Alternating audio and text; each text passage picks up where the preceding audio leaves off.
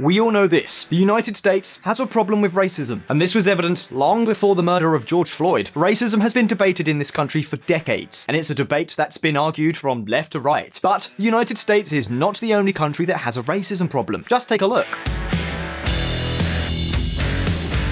Black people in China banned from McDonald's and evicted from their homes over coronavirus fears. And this is just one example. In reality, racism is a phenomenon that occurs in many countries, and with all kinds of races, from India to Rwanda, all the way to China. And you're probably wondering, of all the countries in the world, why did we want to focus on China to make this video? Well, it's for two reasons. The first is that, in recent months, China has shielded itself in anti-racism rhetoric to push its foreign policy. During the coronavirus crisis, every time a country closed borders with China, that country was accused of being racist. Listen up.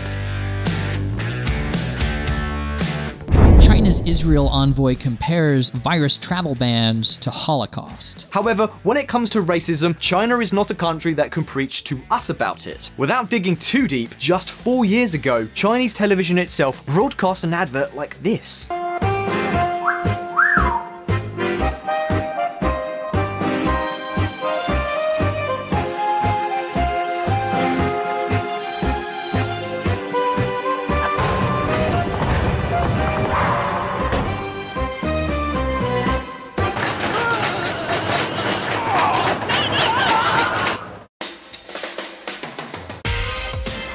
And you'll say, but how many black people are there in China? Are we really talking about an oppressed minority? Is there really a problem with dark-skinned people in China? Well, the truth is that yes, there is. But it's not the worst case of racism. As we said in the beginning, white people aren't the only racists, just as blacks aren't the only victims of racism. In reality, the largest and most oppressed minority are neither black people nor Hispanics. We're talking about the Uighur minority. Believe me, if China had freedom of speech, there would be some movement called Uighur Lives Matter. You don't believe me? Well, just take a look at this. The fate of Uighur Muslims in China, from re-education camps to forced labor. And this leads us to talk about the second reason we're making this video. What we are going to tell you has received hardly any media attention yet. It puts China's current actions on par with apartheid in South Africa. In fact, even we were surprised while doing the research for this video. The more details we discovered, the more terrible it seemed to us. To give you an idea, China's government recognizes 56 ethnic groups within its immense country. In addition, only one of these groups, the Han ethnic group, represents more than 90% of the population, while the other 55 minority groups make up less than 10% combined. So far so good, right? This means that they recognize diversity. There must be specific rights for minorities. Yes, but no. If you are a Chinese citizen, your national identity card has to state what ethnicity or minority group you belong to. And it's not just any old bit of paper. What you put in the ethnicity box can have very, very real consequences. For example, in the Xinjiang Autonomous Region, the only one in which the Uighur population predominates, the authorities have collected images, fingerprints, iris captures, DNA, and biometric data from each and every resident of the region since 2017. And if you're a resident of Xinjiang, it's not like you've been asked for your consent, or that you can refuse to give the DNA sample. If you do not participate in the regional database, not only do you not have access to the most basic documentation, but you can be charged with disloyalty to the regime. And if this happens, you're going to be forced to go through a re-education program, which in some cases basically means a concentration camp. There are even several accusations of racism, with many organizations comparing China's treatment of the Uyghurs to the Nazis' treatment of Jews. And we're not talking about groups of dangerous neoliberal capitalists who hate China, but about organizations like Human Rights Watch and the European Parliament. So, is there really racism in China? Is racism really supported by the government itself? Why? Who is the hardest hit? Today, we're going to answer these questions, but first, let's have a look at some history. The Han, the chosen race? You may be surprised to hear this, but almost 30% of the Chinese population does not speak Mandarin Chinese. When we think of China, we tend to think of a gigantic, super homogeneous country where everyone is equal. They are all Chinese, speak Mandarin Chinese, and follow Chinese traditions. Well, that is not the case at all. Today's China is a country of almost 1.4 billion people. It's a relatively young country, at least in terms of its current borders and political system, and there are whole regions that don't have Chinese culture, or anything resembling it, mainly two: Tibet and the Xinjiang region.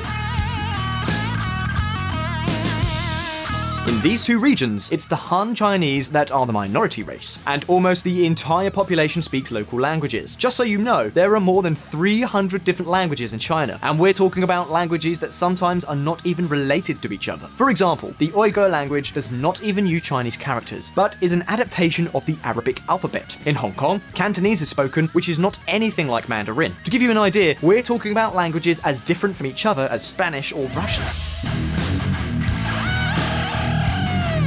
In fact, this has been China's great obsession not just from the time of communism, but since time immemorial. The very first political attempts to centralize and unify China date back to the 3rd century BC and culminated 200 years later during the Han Empire.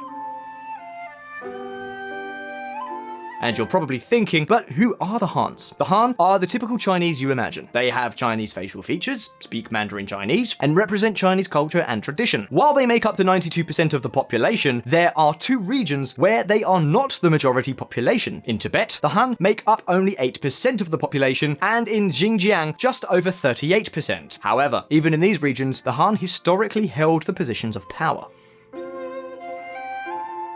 For a long time, the balance between Chinese ethnicities and conquered peoples was more or less easy to maintain. China was a feudal country with a hierarchical political system in which everyone had a clear idea of their social role. Things changed in the 20th century. The Chinese sleeping dragon awoke and found a problem. How do we build a modern nation state with so many peoples that see us as invaders? The solution of the first president of the Republic of China was easy. We are going to tell minorities that not only must we be friends, but we must come from the same origin. The Han Empire of more than 2 millennia ago. Come on, this part of the story was rewritten by Chinese leaders as if they were writers of a soap opera. Hoy no puede haber nada entre nosotros. Eres mi prima. Well, there it is. John Paul, we can't keep fighting because I just found out we're cousins. So what's the problem? That this rhetoric, apart from being historically false, continued to place the Han as the favorite sons in the great Chinese family. Meanwhile, minorities had to reinvent themselves to earn the affection of the Mother Republic. Then Mao arrives and takes stock of the situation. He simplifies the Chinese characters to facilitate the learning of the common language and advances in the construction of a united people. But as good a parent, he no longer has favorite children. The idea of Han supremacy was extended to political and social levels to such an extent that even the Chinese constitution itself recognizes Han chauvinism as a threat.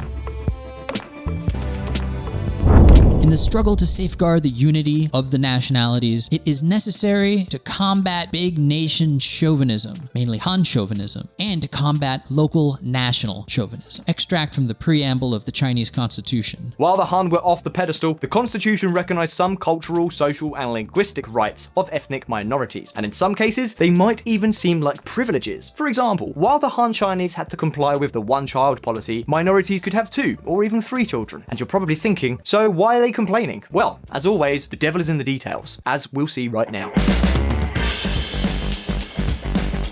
No country for hipsters. In recent years, it has become fashionable to wear a beard. However, if I were an Uighur, lived in Xinjiang, and wore a beard, I would have a huge problem. Why?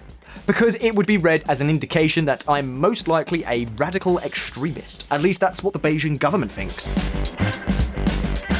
China Uyghurs, detained for beards, veils, and internet browsing. And there you have it. We're not only talking about beards, but also about a woman who covers her head, a person who practices religious rites, or someone who visits foreign websites. But that isn't the end of it. You can also be arrested for visiting relatives outside China, or even for buying food with a halal label.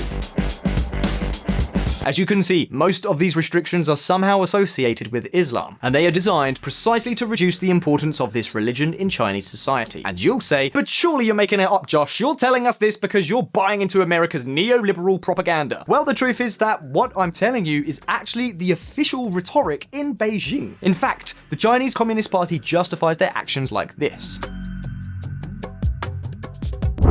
China's western Xinjiang region has written vocational training centers for Muslim Uyghurs into law amid growing international concern over large-scale disappearances there. Xinjiang says the centers will tackle extremism through thought transformation. Thought transformation may sound like something from 1984, but don't forget we're talking about a dictatorship. Many things that are considered unacceptable in a democratic society are commonplace in China. And you're probably wondering, but how did that happen? Didn't you just say that China accepted diversity and recognized the culture cultural, linguistic, and religious rights of these minorities? Well, let's go back a moment in time and return to the Constitution. On one hand, the 1982 Constitution recognizes ethnic diversity, the rights of minorities, and the right of all citizens to profess their religious beliefs. But on the other hand, it is expressly forbidden to use religion to threaten unity among Chinese nationalities. And this is something that in practice can mean anything. For example, you can shout, "Long live China," and nothing happens. But if you shouted, "Long live Tibet," you would be guaranteed at least one unforgettable night behind bars. In fact, the regime prohibits any kind of nationalist movements. What's more, there are even legal changes that contradict the Constitution itself. For example, even if minorities have the right, on paper, to receive education in their own languages, in recent years there were decrees that teaching in some regions should only be undertaken in Mandarin Chinese. And let's see who dares to denounce the Chinese government in the courts. Here, however, we go far beyond political and linguistic rights. It's about to get a lot darker. Listen up.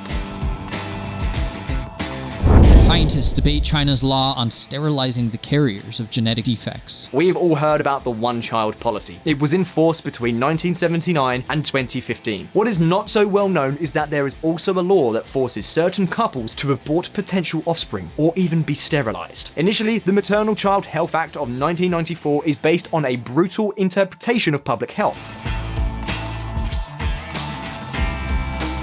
Basically, if a couple has any kind of inherited physical or mental illness, they're not allowed to reproduce. So, in order to get married, you have to prove that you have been sterilized. The same law also speaks of defective fetuses, in which case termination of the pregnancy is recommended. And I'm guessing you can probably imagine what recommendations are like in the Chinese regime. By now, some of you will be thinking that this all can't be true. But think about it. We're talking about a very non-individualistic country. That is, a place where it is understood that citizens are indebted, above all, to the collective good. Under this logic, many of these things are consistent. Consistent in a strange way, yes, but no one can say that China isn't true to itself. But let's get back to the topic of racism, because if sterilization seemed barbaric to you, look at this quote from the former Chinese public health minister speaking in 1994.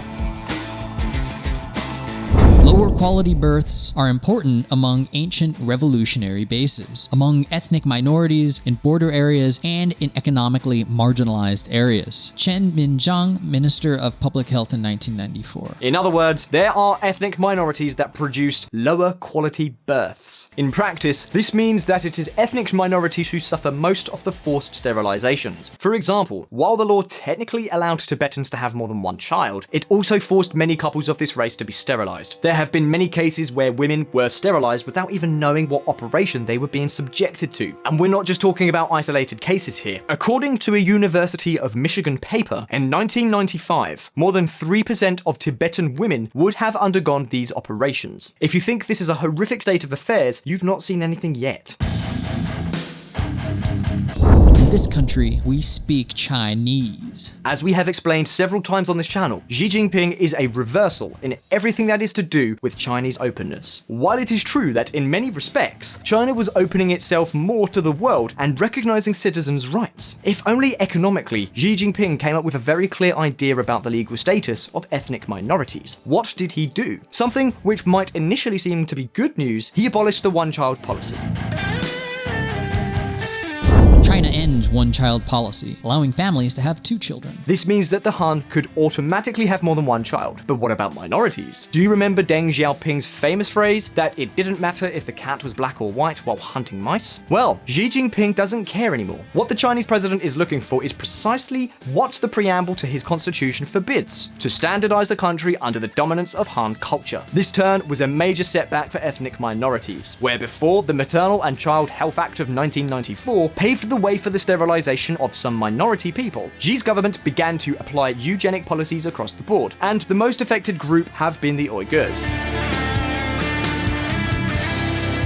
China cuts Uighur births with IUDs, abortion, and sterilization. But it's not just that. If you remember, Xi Jinping uses super-nationalist rhetoric. For him, unity is very important. And when we talk about Chinese nationalism, what we mean is this. religions must be subordinate to Communist Party, says China. And what does all this mean? That Chinese communists will tolerate religion as long as they get to choose the religious leaders. We have seen it with the Catholic Church, which was forbidden in China until Pope Francis made a pact with Xi Jinping. Basically, China accepted the authority of the Vatican in exchange for diplomatic favors. But other religious minorities have not been so lucky, and that's the case with the Uighurs. The autonomous region of Xinjiang is the only place in China where Uighur ethnicity predominates. And as you know, the main difference between Uighurs and the Han Chinese is that the Uighurs are mostly Muslim and use Arabic script.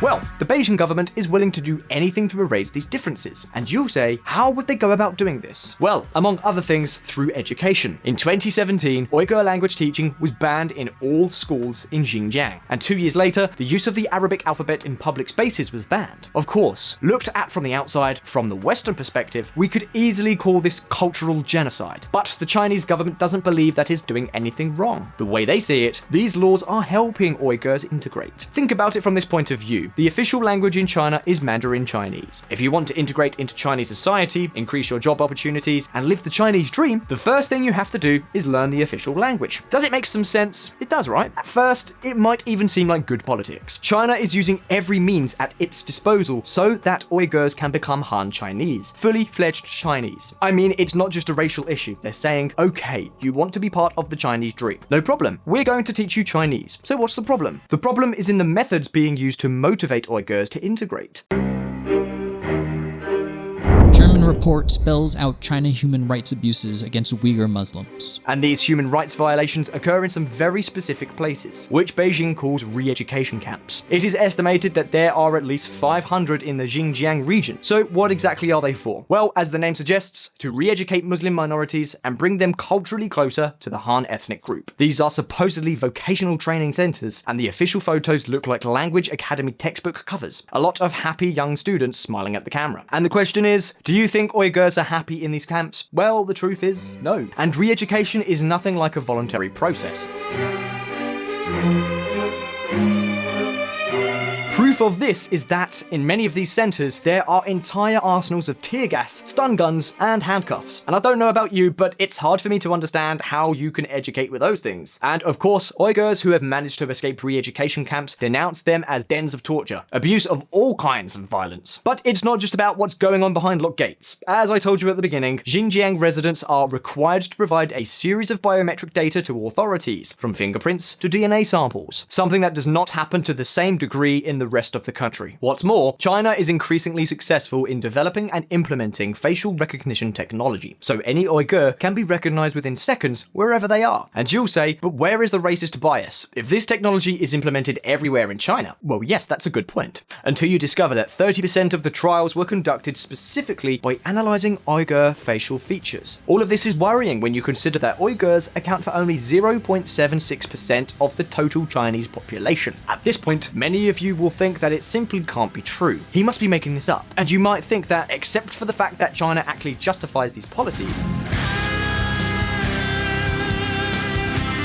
the Chinese government typically uses 3 arguments to explain defending their actions. Reason number 1, it's our country, don't interfere in what we do. 2, we're trying to prevent Islamic terrorism because Uighurs are Muslims and therefore could be radicalized. And 3, we're helping minorities integrate better and be part of China's great dream. We may have somewhat extreme methods, but we have their well-being at heart. However, as you can imagine, Uighurs and Tibetans just don't agree. With this, it is no surprise that Uighur and Tibetan nationalist movements increasingly echo each other in the telling of their stories.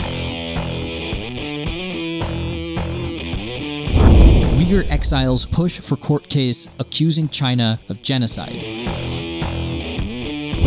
Hong Kong, Xinjiang, Tibet, UN experts denounce Beijing's crackdown. So now the question is over to you. Did you know about these cases of Chinese racism? Do you think China will be successful in imposing unity throughout the country? What other examples of racism do you know of happening right now in other countries? Please leave your answers in the comments. So I really hope you enjoyed this video. Please hit like if you did, and don't forget to subscribe for brand new videos. Don't forget to check out our friends at the Reconsider Media podcast. They provided the vocals in this episode that were not mine. And of course, this channel is possible because of Patreon and our patrons on that platform. Please consider joining them and and supporting our mission of providing independent political coverage. And as always, I'll see you in the next video. If you want to learn more about politics and world affairs and hear some more of my lovely voice, come check out the Reconsider podcast, where we don't do the thinking for you. Find Reconsider at www.reconsidermedia.com or on Apple or Google Play or your favorite podcatcher.